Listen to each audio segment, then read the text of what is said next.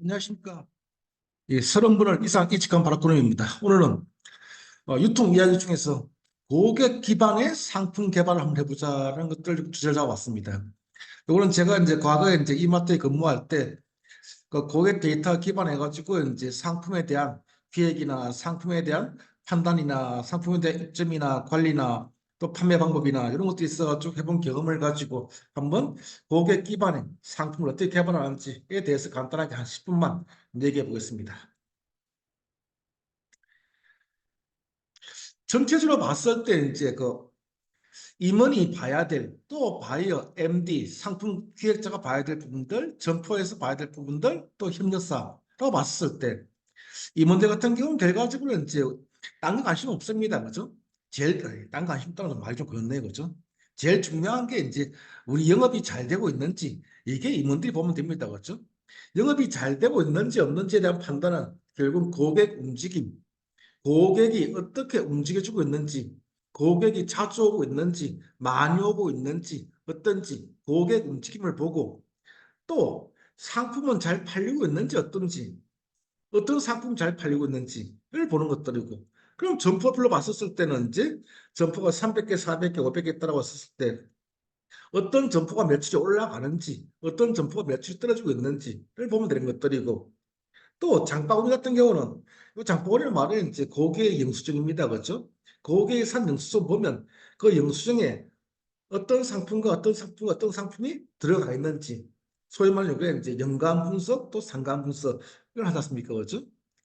그러니까 어떤 상품과 어떤 상품을 같이 사는 건지 이걸 보면 아 지금 큰 장바구니가 증가하고 있구나.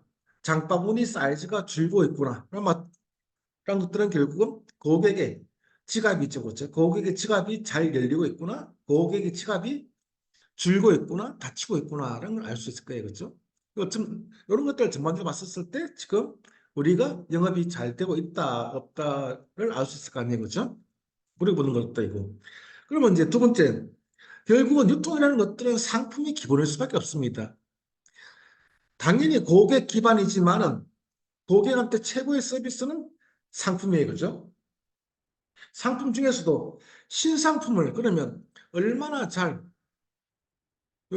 신상품이 말하는 결국은 고객이 좋아할 만한 신상품이에요. 그죠? 업체, 매장, 유통 입장에서 신상품이 아니고 고객 관점에서 신상품, 고객이 좋아할 만한 신상품들이 잘 개발되고 잘 출시되고 있는지를 봐야 되는 것들이고 두 번째가 상품 전개.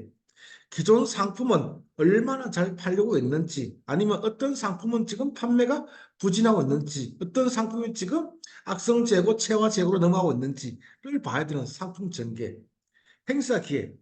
우리가 가격 혁명이다 아니면 이제 원 플러스 원 행사다 이런 다양한 이제 행사 프로모션을 진행하는데 그런 행사 프로모션이 있어가지고 얼마나 고객들이 잘 반응해주고 있는지 유통에서 가격 혁명, 가격 할인 할인은 한 가지예요. 그렇죠? 많이 좀 오세요. 오셔가지고 가격 할인하는 상품도 사시지만 가격 할인 안 하는 상품들도 같이 좀 구매해 주세요라는 뜻입니다. 그렇죠?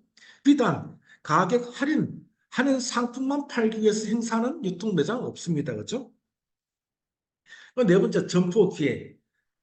이 점포라는 것들은 이제 이게 아무렇지 않게 우리는 이제 유통 매장을 가고 이제 둘러보지만은 유통 입장에서 상당히 과하게요. 유통 매장 문을 열고 들어왔을 때 가장 내 눈에 보이는 것, 첫 번째 보이는 상품이 어떤 상품이 있는지, 나는 유통 매장 들어가서 왼쪽으로 동선을 잡는지, 아니면 오른쪽으로 동선을 잡는지, 또 시식 코너를 어디에 배치하는지, 또 어떤 상품 옆에 어떤 상품을 배치해야 되는지, 이런 상당히 과학적인, 제가 그래서 이제 유통은 사이언스다라는 말씀하는 이유가 그런 이유거든요. 다 그 이유들이 있습니다. 내 눈에 가장 잘 보이는 상품은 가장 잘 팔리는 상품이라기보다는 유통 매장 입장에서 가장 팔고 싶은 상품이에요. 내가 반드시 이마트를 가서 사야 될 상품들 굳이 내 눈에 잘 안 보이더라도 난 반드시 물어서 찾아라도 갈 겁니다. 그렇죠? 그러니까 이런 과학적인 근거, 고객의 행동을 유도하고 또 고객의 행동을 분석해서 상품의 진열이나 배치나 레이아웃을 잡는 겁니다. 그 세 번째가 이제 준비한 상품은 잘 전개되고 있는지, 상권 관리. 상권이라는 말은 이제 우리가 경쟁 상권이야, 전략 상권이야, 핵심 상권이야, 뭐 다양하게 상권을 구분지을 겁니다. 그 중에 이제 홈플러스의 전략 중 하나가 이제 지역 1번점 전략이라는 게 있습니다. 그 지역 1번점 전략이라는 거는 어떤 지역에 출점을 하더라도 매출 1등인 점포를 만들겠다라는 게 지역 1번점의 기본 핵심이거든요. 그래서 상권 관리. 우리가 이제 그런 걸 합니다. 이마트가 어떻게 그렇게 계속적으로 1위를 유지하고 있으나 하는 집에서라고 했을 때 결국 입지를 선점한 경우가 많았습니다. 일례로 할인점에 들어갈 만한 입지.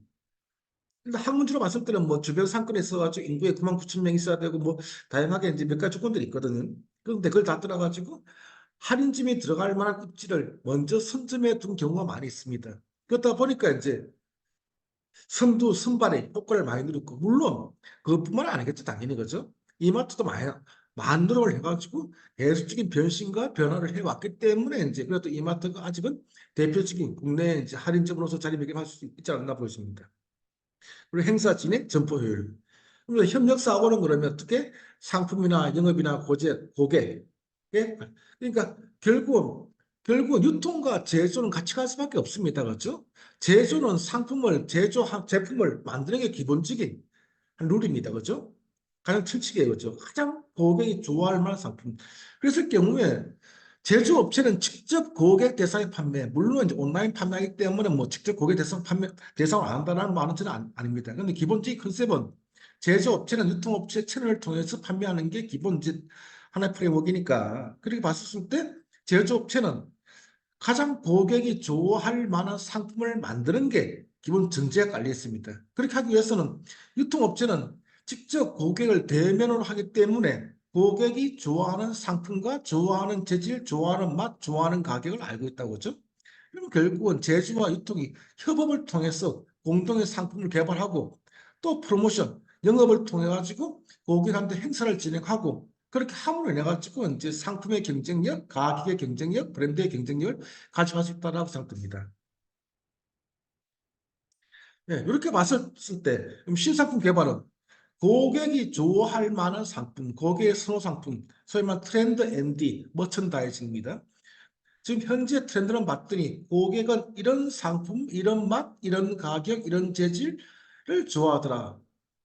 또그 신상품에 대해서 이제 민감하게 반응하는 고객들이 있거든요. 여기 신상품 구매 고객이에요. 어떤 상품이 나왔을 때 그 상품에 대해서 구매할 확률이 높은 고객들이 있느냐. 또 상품 구색력, 매출에 대한 집중도, 브랜드에 대한 충성도, 일례로 브랜드에 대한 충성도, 로열티가 강한 그 시장에는 신상품 출시하기 어려워요. 왜냐? 신상품 출시하더라도 우리가 이제 과거에 이제 왜 라면 시장에서 이제 하얀 국물 상당히 유행했었죠. 그죠? 꼬맹 같은 경우가.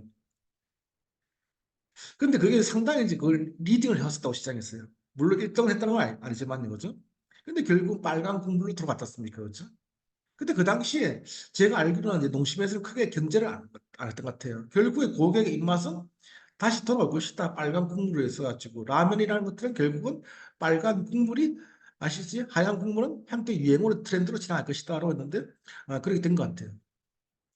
그 가격대나 용량을 제가 언제가 말씀드렸지만 유통의 가격은 누가 매기느냐? 소비자, 고객이 인지해주는 가격, 인정하고 지지해주는 가격으로 매겨진다. 용량, 사이즈를 어떻게 할 것이냐, 몇 미리로 할 것이냐, 그런 용량 결정, 또 어디서 판매할 것이냐, 모든 점포들 300개, 400개, 500개 되는 모든 점포로 판매할 것이냐? 아니다. 이 상품 같은 경우는 이제 특정 점포만 판매하자. 그 이유는 이 상품을 좋아할 만한 고객들을 봤더니 어떤 점포에는 40대 중반에 여성 고객이 많고 어떤 지역에는 60대 초반에 남성 고객이 많고 점포마다 특성들이 있거든요. 점포별로 써가지고 상품과 연관성을 분석해 봐가지고 그 상품을 그 상품은 그 점포 중심으로 집중해서 판매하는 게 더 유리할 수 있다고 보십니다. 예, 이렇게 하면 이제 각각의 탐색, 고객을 움직임을 탐색하고 그리고 이에 맞게 상품을 개발하고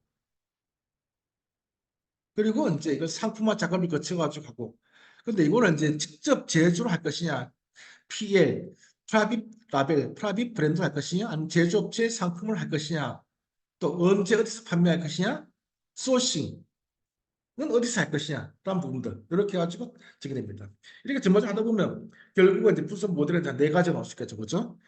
장바구니 세분화, 이 상품과 이 상품이 당기는 장바구니 세분화, 그리고 고객 세분화, 점포 세분화, 상품 구색 세분화.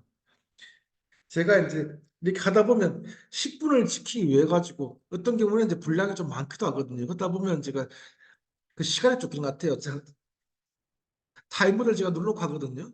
자, 여기서 이제 10분이 다 돼가니까 이걸로 정리할게요. MD 최적화, 머천다이징, 상품 구색을 최적화시키는 거예요. 이 상품은 어떤 장바구니, 그러니까 소위 말하면 큰 장바구니, 큰 사이즈 장바구니, 큰 사이즈란 말은 그 구매 금액이 큰 고객을 말하는 거예요. 그러니까 이 상품은 확대하자, 아니면 이 상품은 좀 줄이자, 이 상품은 유지하자, 아니다, 이 상품은 수익성도 매출도 별로 없거나 삭제하자. 이게 MD 최적화의 기본. 확대, 보강, 유지, 삭제. 이게 MD 최적화의 기본 컨셉입니다. 그 점포 전개. 점포를 넣을 때 좀 여기 특징 좀 경기도 일산 지역에는 어떤 고객들이 많으니까 어떤 상품을 중심으로 어떤 존을 확대하고 어떤 상품 존을 확대하고 어떤 상품 존은 좀 축소하자라고 하거나 이런 식의 점포 전개 방법들, 또 영업 활성화, 장바구니를 분석해 봤고 고객을 분석해 봤고 또 점포를 분석해 봤더니 여기는 어떤 형태의 프로모션, 어떤 상품으로 유인, 일단 고객을 이제 유인시켜야 되니까 그렇죠? 유인시킬 수가 있겠구나. 그러면 결국은 고객을 유인시키고 유인된 고객, 매장을 방문한 고객들 대상으로 해가지고 어떻게 영업을, 매출을 늘릴 것인지를 적용할 수 있는 게 영업 활성화입니다. 예, 감사합니다. 여기서 오늘은 마치도록 하겠습니다. 예, 좋아요, 구독 부탁드리겠습니다.